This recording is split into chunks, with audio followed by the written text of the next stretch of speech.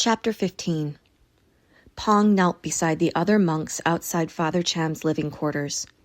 The doors were shut, and he could hear the low murmur of Brother Yam speaking inside. The rest of the temple complex was silent, but Pong's thoughts swished like the wind through palm leaves, filling his head with noise. Nock had recognized him. He was sure of it. The way she looked at him with those keen blackbird eyes. He was sure that if Brother Dang hadn't come running up, Nock would have confronted him right there in the village square. As the sun rose higher in the sky, he felt drawn thin and tight as a fishing line. Why couldn't he have done what Samkit used to tell him and keep his mouth shut? He should never have gone into the village at all, but he'd wanted to see it one last time before he left forever. When he saw the little boy take the cake, he should have just ignored it. When Nock had wanted to turn the boy in, he should have ignored that. But the old familiar heat had flared up inside him, and he couldn't stop himself. And what good had it done? Where was she now, that bird of a girl? Telling her father? Gathering up some police? He kept imagining he could smell her close by, the scent of lemon flowers and wood shavings. A voice inside Pong's head broke through his thoughts. You need to run now, before she gets into the temple, or it really will be too late. He had missed his chance to hitch a ride on the southbound cargo barge. The barge would leave the dock beneath the mountain in little over an hour.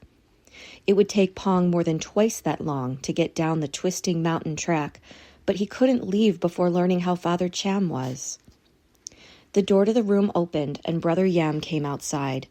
Pong could read the verdict on his face before he spoke. Brothers, said Yam, clearing away the catch in his throat. Time to say farewell to our teacher. Go in and pay your respects. Don't linger too long. Father Cham is very weak.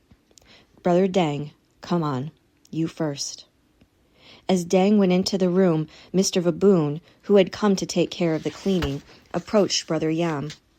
Pong could just make out his hushed words.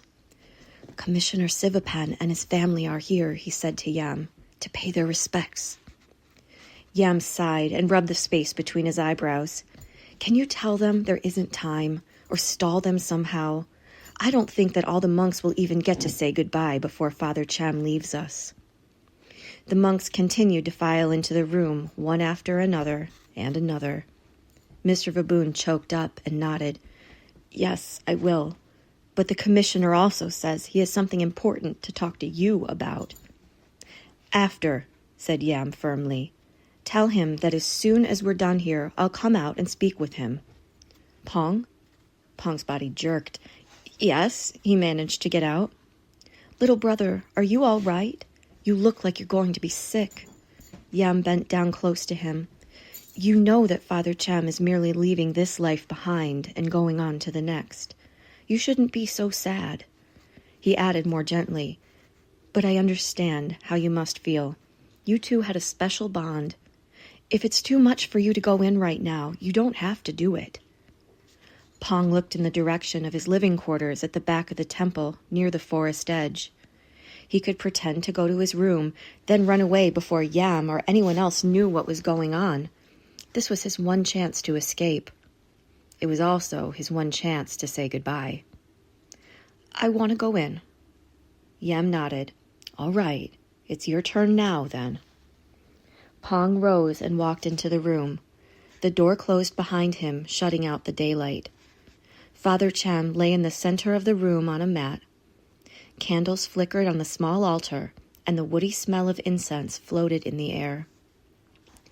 Pong knelt at the side of Father Cham's mat, not sure if he was awake, but the old man opened one eye and smiled his old smile. In the candlelight, Pong couldn't see any wrinkles on his face. He looked fresh and healthy, not at all what Yam had prepared him for. For a moment, Pong thought that perhaps the old man was fooling them all and would live for years and years longer.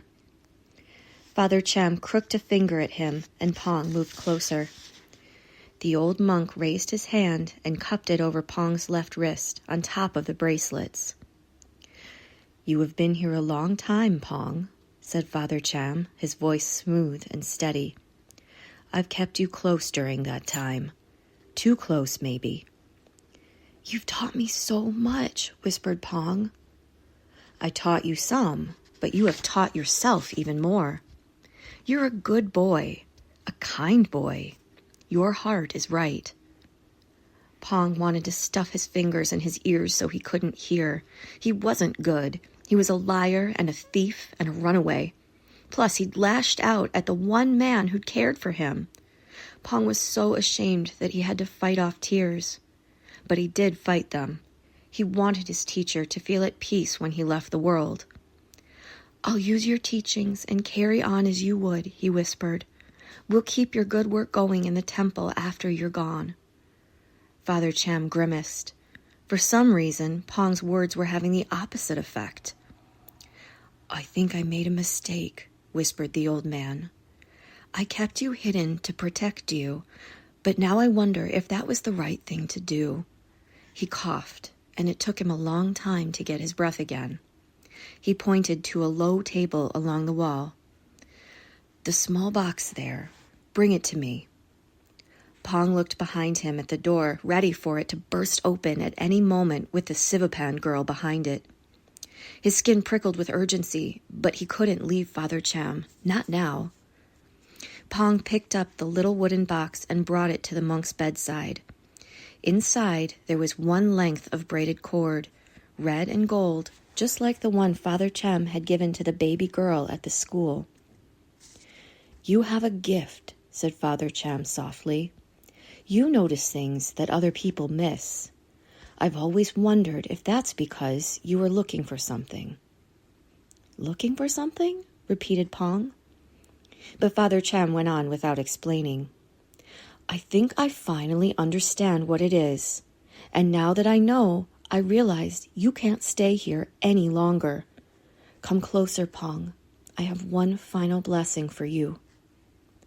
Pong leaned forward, unsure what the old monk could mean.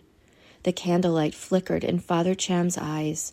His eyes seemed too bright, too full of fire for the old body they belonged to, and they stared at Pong, full of meaning that he didn't understand. Pong held his wrist out over the monk's chest. Father Cham's papery hands trembled as he tied the cord around Pong's left wrist beside the other bracelets. His lips moved quietly, murmuring the words of a prayer. Pong shut his eyes. "My wish for you is that you find what you are looking for," the old man whispered. Behind his closed eyelids, Pong saw a wash of golden light, as if the sun had flown past his face. Startled, he opened his eyes, but the room was as dark as before. The door swung open. Pong looked up to see Brother Yam. "I'm sorry," he said to Pong, "but Commissioner Sivapan says he must speak to me, and he won't wait. May I have one moment with Father Cham first?" "Of course." Pong rose, still blinking away the bright spots that danced in his eyes. He felt weighted down with sadness, as if there were stones tied to the hem of his robes. He bowed low to his teacher for the last time, and then he walked out of the room.